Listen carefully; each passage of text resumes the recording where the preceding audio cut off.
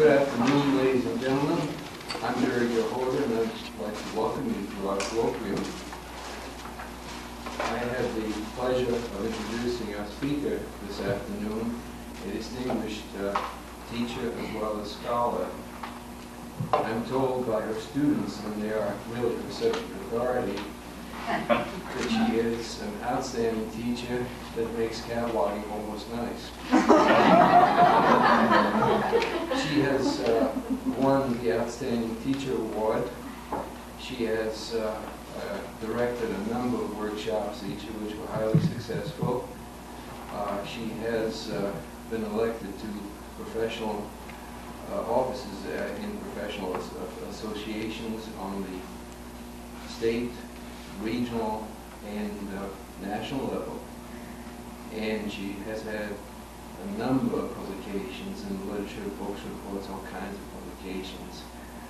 But today, she'll address us in a somewhat different role.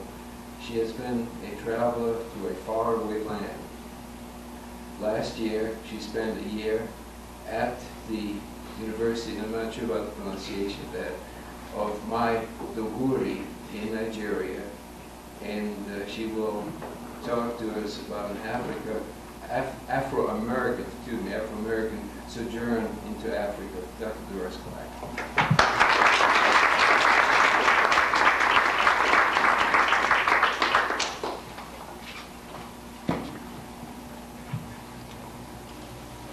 I'd like to say thank you, Jerry. I appreciate that.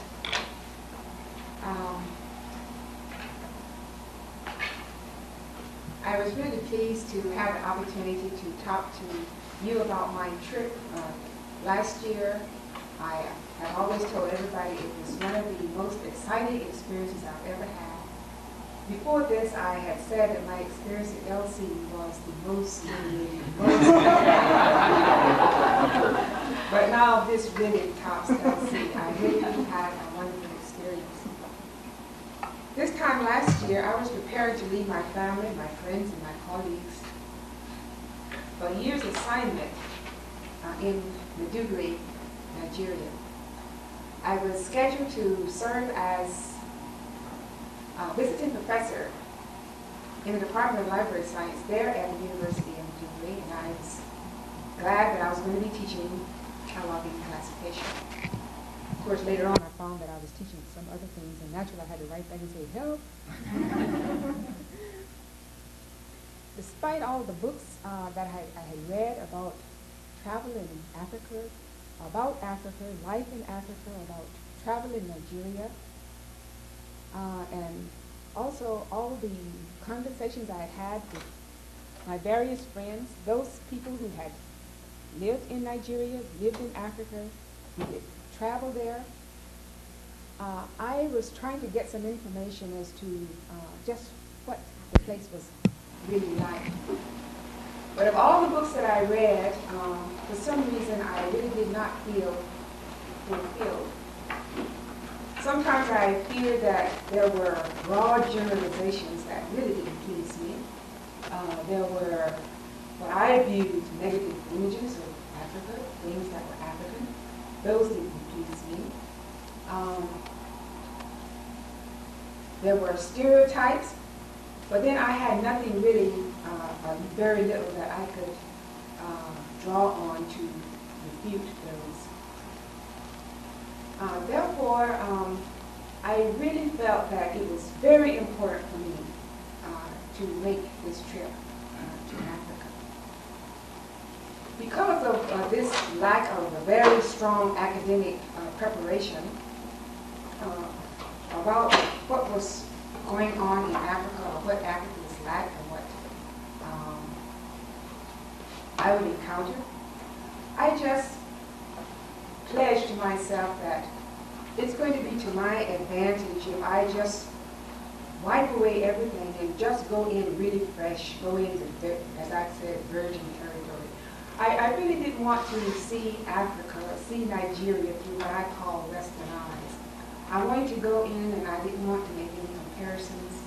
I just wanted to go in and absorb the culture, good or bad. I wanted to just learn what the people knew. I wanted to learn just how the people lived, and I wanted to experience that. I wanted it to be a true African and a true Nigerian experience. But because I didn't have the academic preparation, as I just explained through my readings, I found that I really didn't have any concept of what my experience would be like. Okay? I found that after all that was very good. Nevertheless, I really felt that mentally, spiritually, I was really, really ready to go. I had an opportunity to go earlier. I had applied, and they had asked me, said that of course you can come for 2 years. Well, at that time, I knew I couldn't leave for 2 years, so I wrote them and asked them, could I do 1 year? So they wrote and said, yes, we have checked it, and they said, we will let you come for 1 year.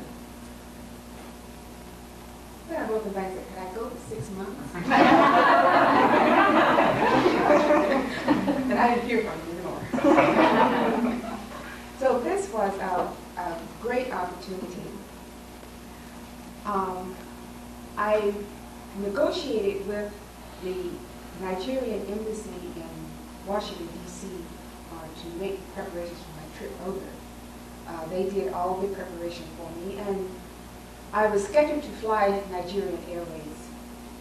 Have you heard of Nigerian Airways? You haven't.